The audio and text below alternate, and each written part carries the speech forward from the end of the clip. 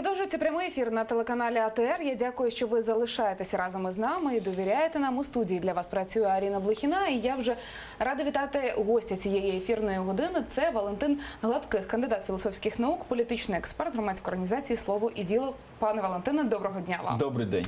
Власне, розпочати хочеться із того, що наразі відбувається між силовими та антикорупційними органами.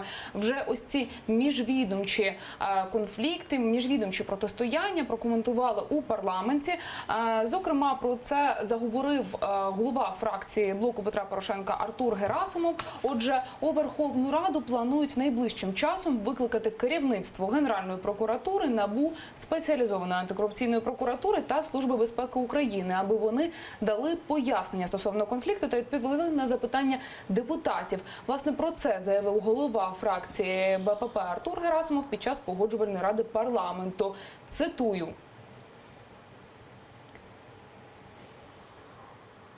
Ми повністю підтримуємо слова генпрокурора Юрія Луценка про те, що антикорупційні органи не мають права отримувати дані нечесним шляхом. Треба з'ясувати, яким чином використовується контрабандне обладнання. Наразі керівництвом бюро грубо порушується закон про Національне антикорупційне бюро. Кінець цитати, про це сказав Артур Герасимов. Отже, пане Валентине, бачимо, що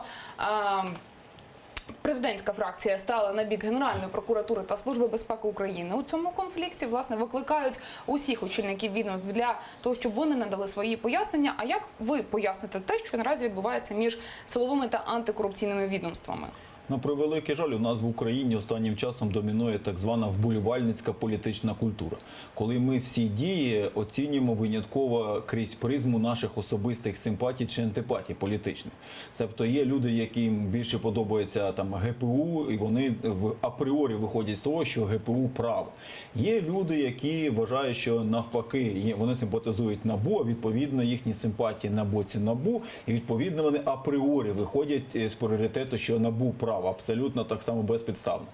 І це шлях у нікуди. Мені хотілося, щоб ми зрештою відмовилися від того, щоб давати оцінку тим чи іншим діям, правоохоронним органам, політикам, політичним силам, винятково керуючись нашими особистими симпатіями і антипатіями.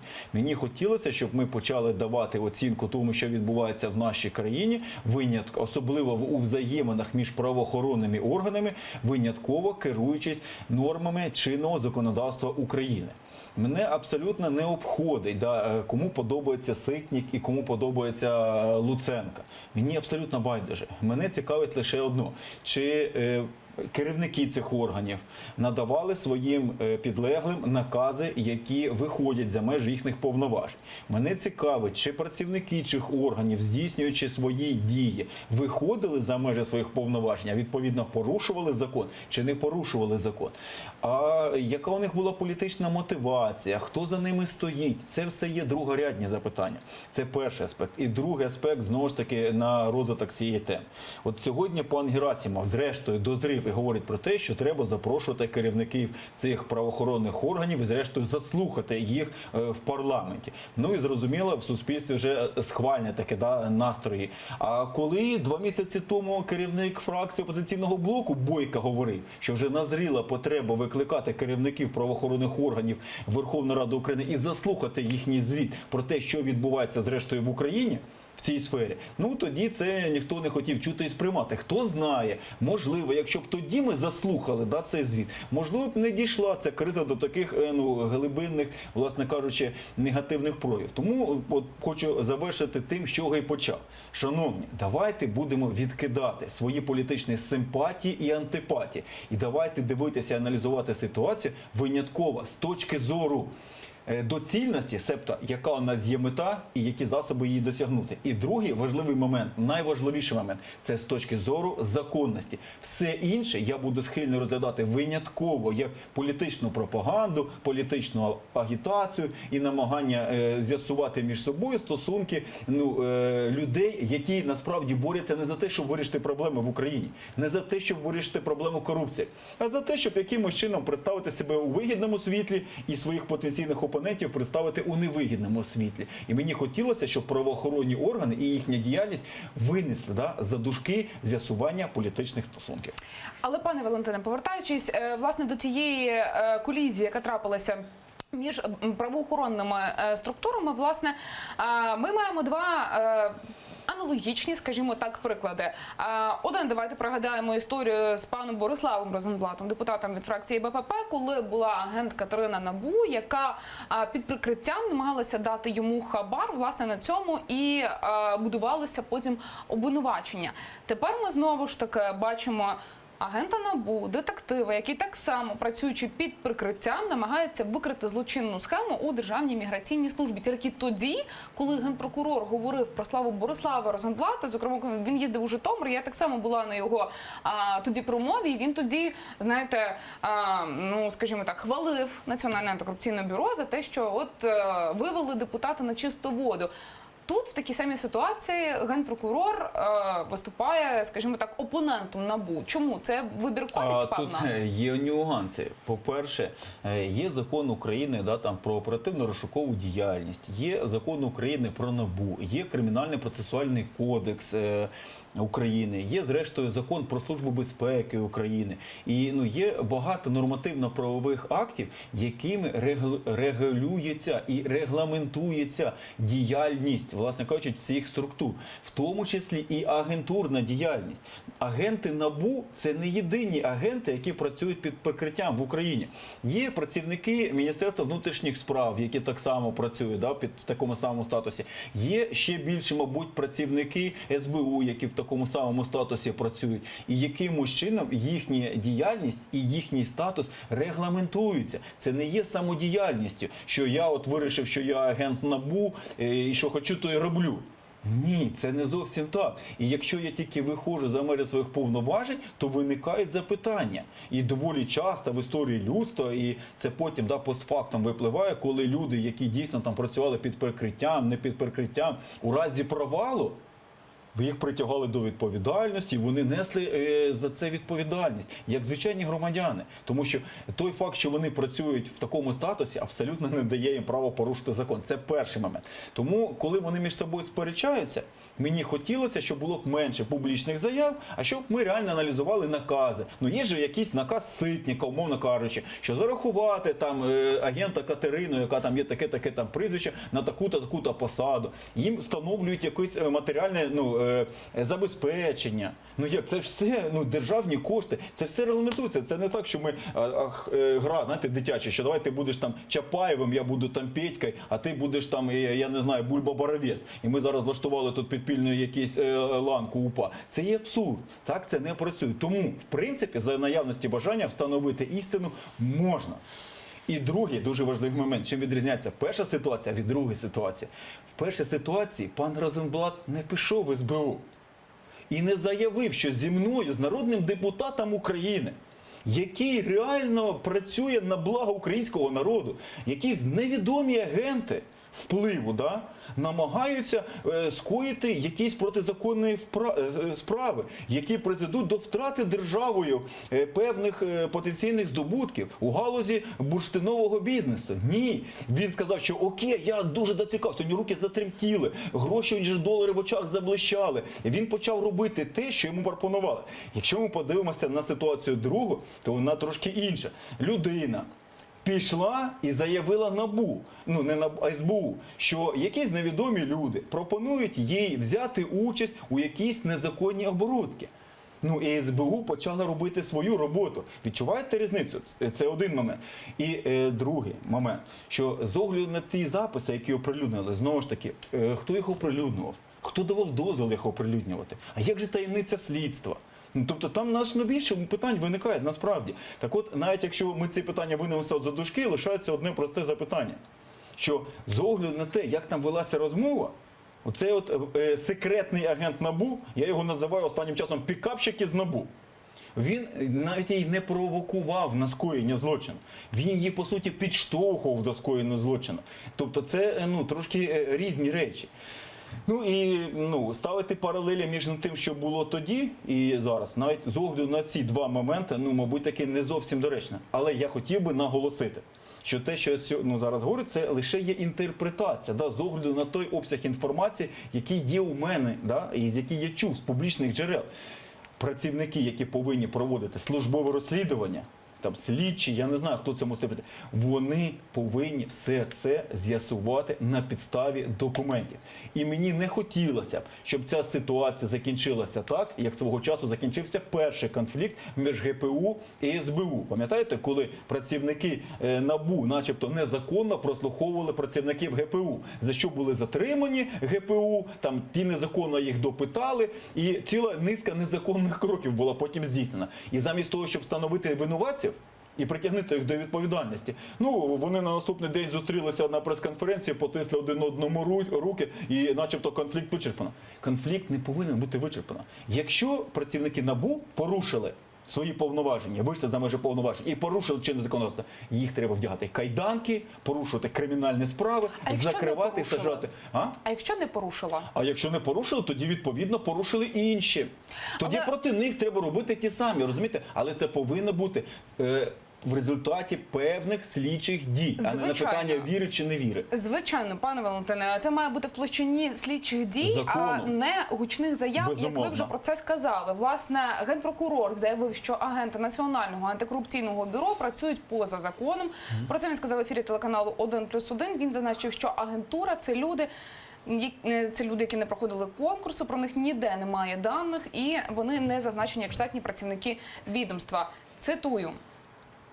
Маємо нелегальних агентів, які використовують незаконні методи провокації. Ніхто з них не допущений до держтаємниці, але їм надаються матеріали прослушки НАБУ, що є кримінальним злочином. Вони використовують незареєстровану в Україні техніку для прослуховування, яку завезено контрабандним шляхом, а отримані матеріали вони використовують у своїй роботі. Кінець цитати. Власне, сам директор Національного антикорупційного бюро Артем Ситник вже відреагував на ось таку скажімо, спробу дискредитації цього органу з боку генпрокурора. Такі слова Юрія Луценка він спростував, зазначив, що агенти насправді штатні працівники, конкурс був проведений, але нормативні документи щодо нього засекречені, стверджує Ситник. Пане Валентине, дивіться, ми зараз маємо від ось цього конфлікту, в якій би він площині не лежав, політичній, процесуальній, питанні там, хто мав би опікуватися безпосередньо цим випадком. Ми зараз маємо те, що цей конфлікт переростає вже, знаєте, на перекидання певними звинуваченнями. То якщо наші правоохоронні чи антикорупційні органи будуть намагатися одне одного дискредитувати, то як тоді суспільство може довіряти будь-кому з них? Генпрокуратурі, НАБУ, СБУ? Ніяк. Тобто в вашому запитанні вже є імпліцитна відповідь, що замість того, щоб підвищувати рівень довіри українських громадян до правоохоронних органів, наші правоохоронні органи почали робити те саме, що впродовж багатьох років українська політична еліта робить. Це називається гра багнюкою у волейбол. І з гри багнюкою у волейбол зазвичай всі виходять брудні і смердючі. І це і є дискредитація дуже важливих органів, розумієте? І це становить загрози національної безпеки.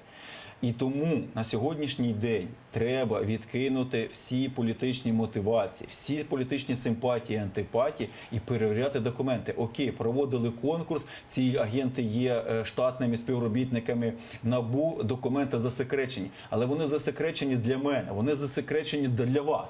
Але є певна категорія людей в Україні, для яких не є вони засекреченими, у яких є певний рівень доступу до державної таємниці. І вони можуть вивчити ці документи і поставити крапку в цій ситуації.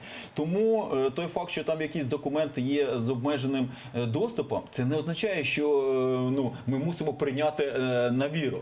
Бо це все нагадує мені вже заяви Ситника, теж іноді як почтальон Печкін, пам'ятаєте? Коли це у мене посилка, але я вам її не дам, тому що у вас документів немає.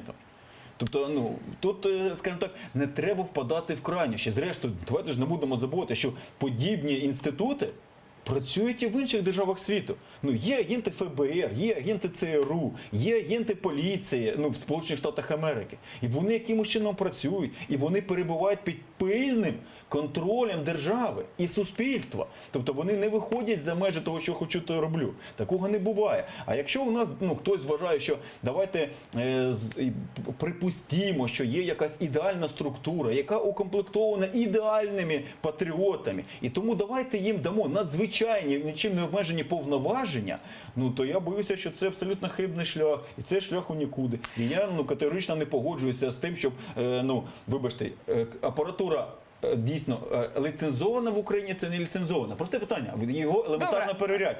Завезли, розмитнена, не розмитнена, елементарно перевіряють.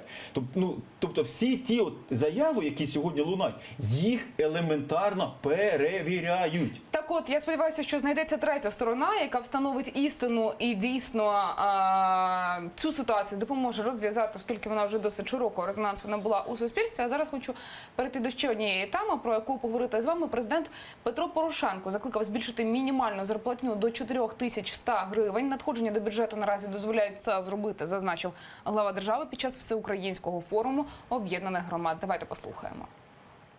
За підсумками покращення інвестиційного клімату і надходжень до бюджету, ми зможемо проаналізувати за підсумками півріччя або 3 кварталів і прийняти рішення про підвищення мінімальної заробітної платні до 4100 гривень. Ви знаєте, пане Валентине, зараз дуже багато в площині, навіть візьмімо медіа, соціальних мереж, говорять про те, що Петро Порошенко активно готується до президентських виборів у 2019 році, що робота над цим триває. Фактично і соціологічні дослідження проводяться для того, щоб побачити, які електоральні настрої панують в Україні. Говорили чимало експертів про те, що пік був під час того, як Україна отримала безвізовий режим. Зараз трохи рейтинг президента є на спад. Як гадаєте, ось такі заяви, до прикладу, давайте збільшимо ще мінімалку. Зараз вона 3200, там 400 на 900 гривень. Так? Як ви вважаєте, чи є це такою планомірною, поступовою підготовкою до якоїсь вже передпрезидентської кампанії, яка розгорнеться згодом? Так безумовно, і в даному моменті, на превеликий жаль, нинішній президент рухається в тій самій парадигмі, в якій рухалися і всі його попередники. Як тільки в результаті свого урядування виявлялося, що вони є за великим рахунком політичні банкрути, яким нема що запропонувати суспільству, вони починали гратися у соціальний захист. Крім того, давайте не будемо забувати, що сама ця реформа підвищення мінімальної зарплатні насправді за великим рахунком є фіскальною реформою. Її задача не підвищити зарплату пересічним українцям. Її основна буде функція – це збільшити оподаткований оцей, власне кажучи, мінімум, з якого будуть збирати податки. Тобто тут я не хочу говорити так, що я проти цього. Так, це дуже добре, що ми дійсно підвищуємо мінімальну зарплату. Але тоді мені хотілося, щоб ми до цієї мінімальної зарплати підв'язували мінімальні пенсії. І логічно. Крім того, давайте ж не будемо забувати, що давайте тоді вирішувати низку проблем, як з тарифною сіткою так званою. Тому що виходить так, що ми підвищуємо зарплату найменш кваліфікованій робочій силі, а виходить так, що у нас незабаром буде більш висококваліфікована сила. Їй ж не підвищили зарплату. Якщо я працював там, вчителям ладно, там передбачено підвищення. Я, припустимо, працював головним інженером на якомусь підприємстві. У мене зарплата була, умовно кажучи, 7 тисяч. Мінімалку підвищили до 3200. На моєму добробуті це жодним чином не позначилося. Так само, як це було і до підвищення зарплат вчителям, з вчителями, з лікарями, між іншим. Тому, і особливо, чесно кажучи, мене вразила ця заява про те, що це стало можливим в результаті поліпшення інвестиційного клімату. В чого тут інвестиційний клімат, я, чесно кажучи, взагалі не зрозумів, це раз. А по-друге, про інвестиційний клімат найкраще свідчить якраз платіжний баланс України, де чітко можна подивитися, скільки грошей в Україну зайшло і скільки грошей з України вивели, скільки було прямих інвестицій. І на превеликий жаль, ці дані свідчать про те, що не стала Україна значно більш інвестиційно привабливою. Більше того, на минулому тижні наша організація «Слово і діло», наші аналітики підготували таку велику інфографіку, бажаючі можуть подивитися, яка називається «Місце України у світових рейтингах». Так от, в рейтингу про безпеки ведення бізнесу Україна посідає 122 місце. На одне місце випереджаючи Уганду. Мені здається, що після цього всі ці розмови про те, що дуже інвестиційно привабливі, вони видаються трошки перебільшеними і намаганням видати бажане за дійсне. Сьогодні Верховна Рада України після своєї традиційної перерви роботи на округах і у комітетах зібралася на погоджувальну раду. Власне, від завтра народні депутати почнуть працювати у сесійній залі. І попри те, що до кінця цієї сесії залишилося усього 4 пленарні тижні, роботи народних депутатів багато. Зокрема, на цьому тижні планують народні обранці розглядати бюджет. І ви знаєте, коли ми підходимо вже до голосування за бюджет, завжди постає питання, хто і з ким і за що буде домовлятися. Тож, пане Валентине, як гадаєте, яким буде голосування цьогорічного бюджету на наступний рік, на 2018, і дійсно, яких можна чекати домовленостей, хто які інтереси буде лобіювати? Чи все залишиться на своїх місцях і коаліція з коаліцією, опозиція з опозицією? Ну, коли ми говоримо... Фракції більшості, опозиція, все залишиться. Ні, так справа полягає в тому, що у нас на сьогоднішній день коаліція складається з 2 політичних сил. Це БПП і Народний фронт. Відповідно до Конституції, ми рахуємо кількість депутатів БПП з кількістю депутатів Народного фронту, 226 голосів жодним чином не виходить. Тому я пропоную іншу методику підрахунку, хто є коаліція, а хто є опозиція. І це так звана коаліція де-юре і є коаліція де-факто. І от в коаліцію де-факто входить достатньо велика кількість позафракційних депутатів, які формально не входять в коаліцію, але тим не менше завжди суголосно голосують з коаліціантами. І 2 депутатські групи, які так само формально не входячи, ну і, власне кажучи, і не маючи можливості формально увійти в коаліцію, тим не менше завжди з коаліцією суголосно голосують. Ну і смію зробити таке ще припущення, що, знову ж таки, з попереднього досвіду дуже часто за коаліцію чомусь голосує фракція дуже радикальна Ляшка, яка завжди говорить, що ми в жодному разі не будемо голосувати, що треба бити дубиною тих, хто проголосує за цей бюджет. До речі, так само робили нещодавно такий невеличкий, називаємо, освіжитель пам'яті, да, як деякі депутати і представники політичних сил заяви робили перед голосуванням за бюджет. І наскільки потім їхнє голосування відрізнялося від того, що вони робили. Так от лідер в цьому плані якраз пан Ляшко. Я не виключаю, що також за бюджет буде голосувати частина «Самопомочі». Ну, в силу там знайдуть аргументацію, чому вони такі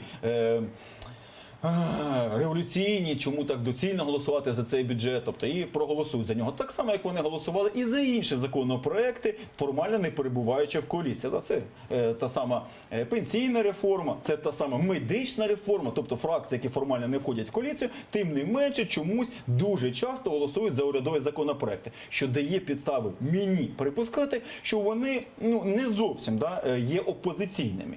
Батьківщина і опозиційний блок. Що ми не торкнулися цих двох політичних сил. Лишилося Батьківщина і опозиційний блок. І я припускаю, що якраз і Батьківщина, і опозиційний блок швидше за все і залишаться, скажімо так, принциповими в цьому питанні і, мабуть, не підтримують за цей бюджет. І знову ж таки, риторика буде та сама. Якщо це говорити про Батьківщину, то вона швидше за все буде апелювати до те, що можна зробити значно більше соціальних виплат. Опозиційний блок вже також висловив свої зауваження, говорить, що це бюджет поліцейської країни. Що треба частину витрат на отримання правоохоронних, силових органів перерозподілити в інтересах широких верств населення.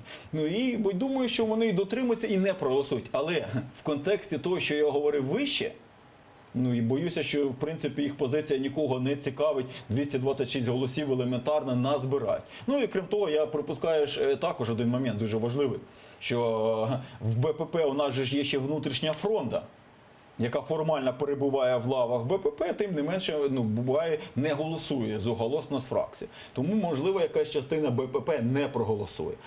Так само, як я не виключаю, що окремі члени БЮТу можуть проголосувати.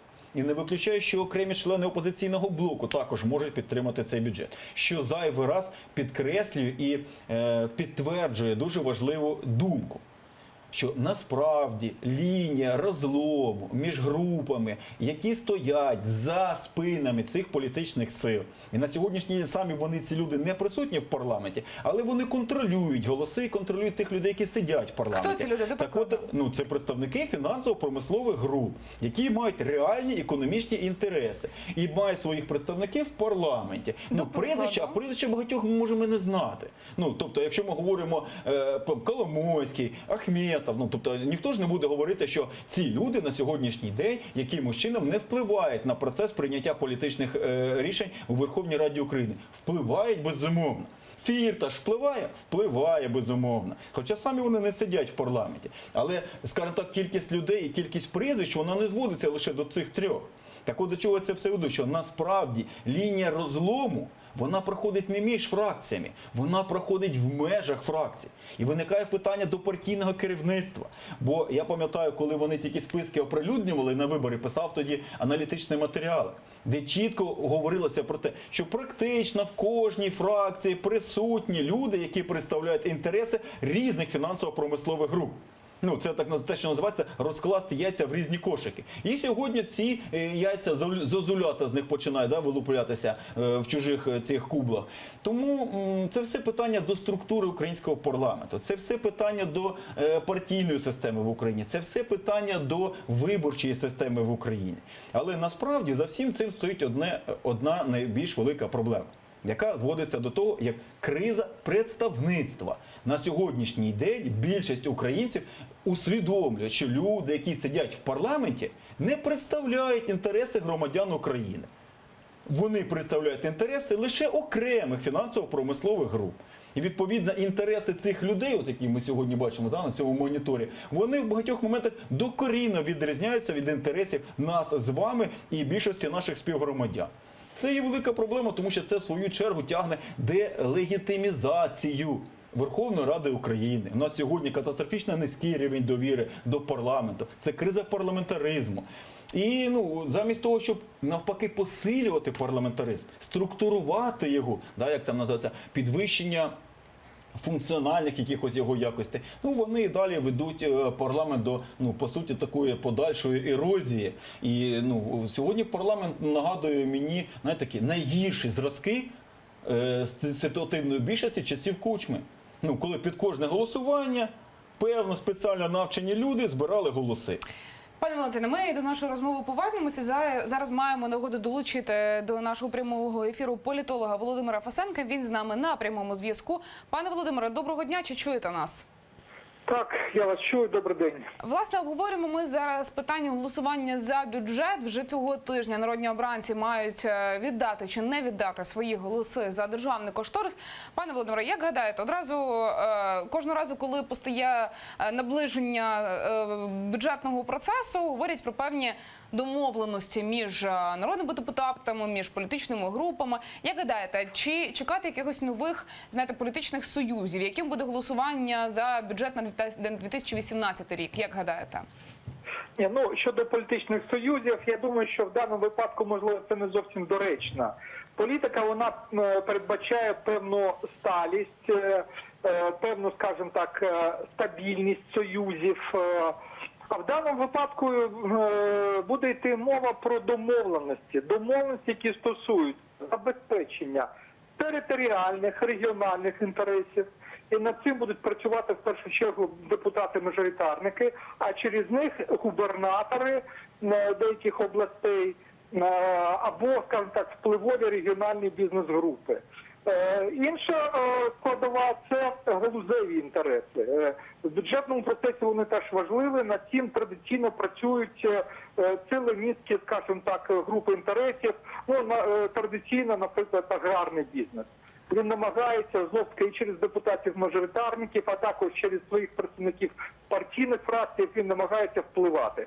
Тому я б не говорив про політичні союзи. Скоріше йдеться про домовленості достатньо кон'юнктурні, але які пов'язані з реальними об'єктивними інтересами, або територіальними, або інтересами відомчими. І іноді, правда, це теж треба визнати, і такі випадки відомі.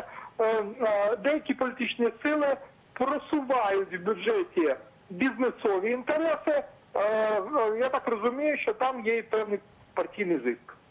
Пане Володимире, якщо ми розуміємо, що найімовірніше БПП і Народний фронт свої голоси за державний бюджет віддадуть, то як гадаєте, хто ще з представників нашого політикуму голосуватиме? Якщо по фракціях чи по політичних групах говорити загалом? Точніше, по депутатських групах. Так.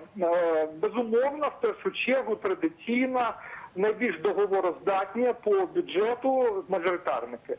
Тому будуть домовленості або з керівниками депутатських груп, або з окремими групами всередині, скажімо так, з окремими угрупуваннями всередині відповідних депутатських груп. Це групи «Відродження», «Воля народу».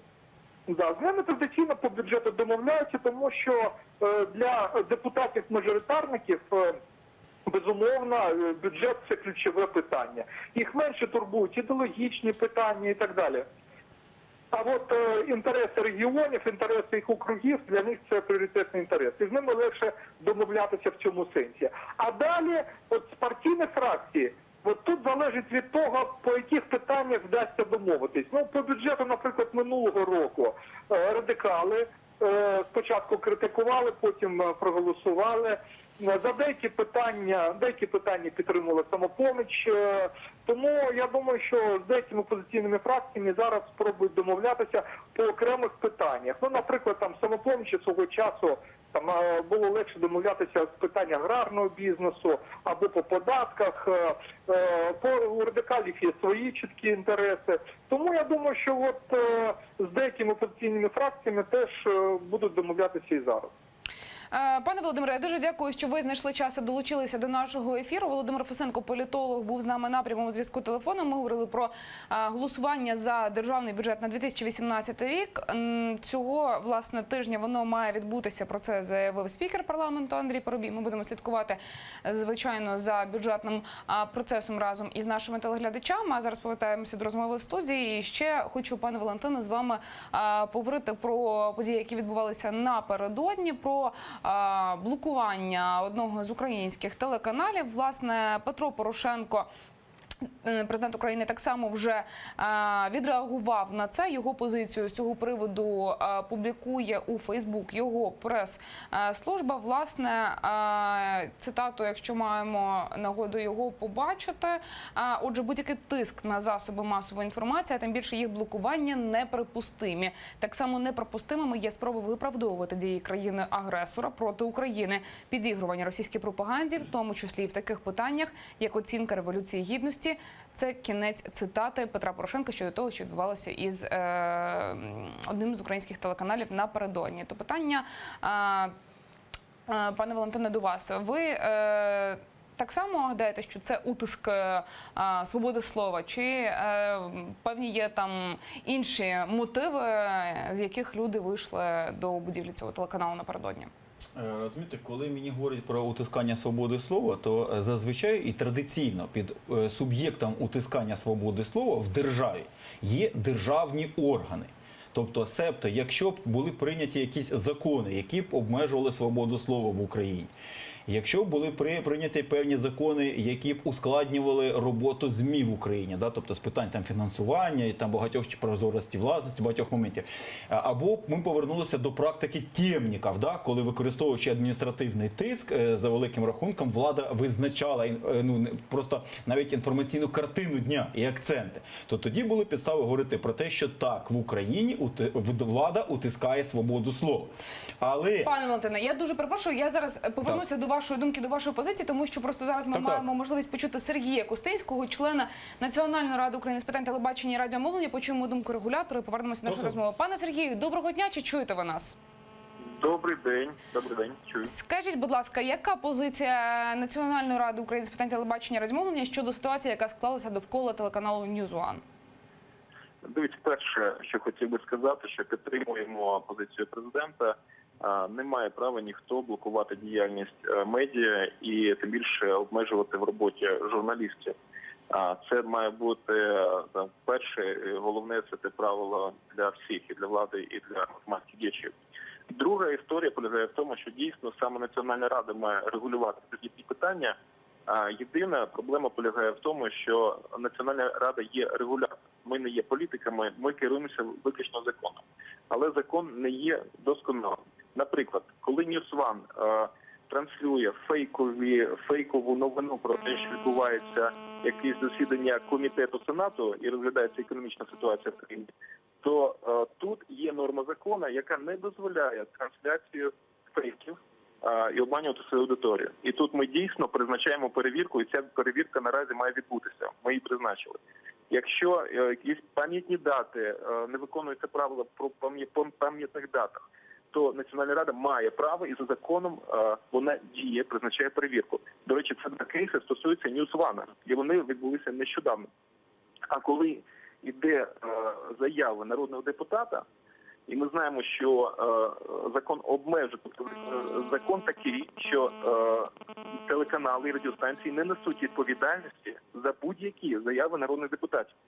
І Національна рада не може жодним чином відреагувати на це. І саме тому вважаю, що принципове, що має відбутися в цьому моменті, це модернізація законодавства, наповнення законом тих лакун, які сьогодні є в воюючій країні. Ми фактично сьогодні воюємо, намагаємося повернути окуповані території, відстоюємо свою незалежність. І, на жаль, закон поки що дуже багато в чому ще є таким, що відповідає мирному часу. І як тільки парламент буде якраз визначати, яка відповідальність, наприклад, у народних депутатів, яка відповідальність у медіа, і які повноваження є у Національної ради в питанні, що стосуються якраз територіальної цілісності, заяв щодо Революції Гідності, тоді і ситуація буде зрозуміла для всіх. Народний депутат буде знати, що не можна заявляти про будь-яку подію, що це є переворот, а Національна рада буде мати інструментарій. От сьогодні інструментарію в нас немає. І саме тому і відбувається факт блокування. Пане Сергію, я дуже Тому дякую. що чому люди не бачать дії регулятора? Я дуже дякую вам, що ви висловили позицію регулятора. Ця думка була дуже важливою для нас. Спасибі, що долучилися до нашого ефіру. Сергій Костинський, член Нацради України з питань телебачення і радіомовлення, був з нами на прямому зв'язку телефоном. Пане Валентине, у нас небагато залишається часу до завершення нашої ефірної години, і тому хочу все ж таки, щоб ви дали відповідь на питання. Це утиск, на вашу думку, свободи слова, чи те, що відбувається довкола телеканалу NewsOne, лежить в політичній, бізнесовій площині? Ні, так я повторюю, що для мене суб'єктом утисків свободи слова є держава. На сьогоднішній день, і, до речі, зараз наш попередній спікер підтвердив це, держава не утискає свободу слова за допомогою наявного у неї інструментарію. Можливо, колись ми цей інструментарій зміцнимо і, можливо, почнемо використовувати. Але на сьогоднішній день, те, що відбувається, і, можливо, тут є припущення, що, можливо, дії у таких от людей, які намагаються нав'язати свої погляди на те, що відбувається в країні, і зробити їх єдиноправильними. Але вони мусять усвідомлювати, що це лише їхні погляди. І що доки інші люди знаходяться в межах закону, ніхто не може їм нав'язувати силою інших своїх поглядів. А пасивна роль держави в цій ситуації якраз дає можливість зробити припущення, що а чи не є в Україні на сьогоднішній день так, що держава насправді утискає свободу слова, використовуючи певні структури. Тобто сьогодні вона використовується не за допомогою адміністративного тиску, а використовуючи цих от незрозумілих людей. Або дозволяючи цим людям робити те, що вони сьогодні роблять. Це перший момент. Другий момент, ви правильно сказали, а чому ми не можемо припускати там наявності винятково бізнесового конфлікту? Можемо припускати? Можемо припускати. Ми можемо припускати там величезну пропагандистську, політичну складову? Можемо припускати з огляду на той контекст, в якому воно сьогодні відбувається. Вчора про це дуже багато писали, не хочу переповідати. Але для того, щоб такі припущення знімати, правоохоронні органи повинні працювати ефективно. І тоді подібних припущень не буде. Закони повинні бути прописані просто і зрозуміло, щоб регулятор міг реагувати. І наостанок просто, коли в Європі забороняли російські якісь канали, ніхто ж там не кричав, що це утискає свободу слова. Ні, просто якщо ви працюєте, будь ласка, дотримуйтеся законів. Але наразі, знову ж таки, заради справедливості треба сказати, що Національна рада, немає у них претензій до NewsOne. Тобто виходить так, що у активістів є претензії, у Нацради нема.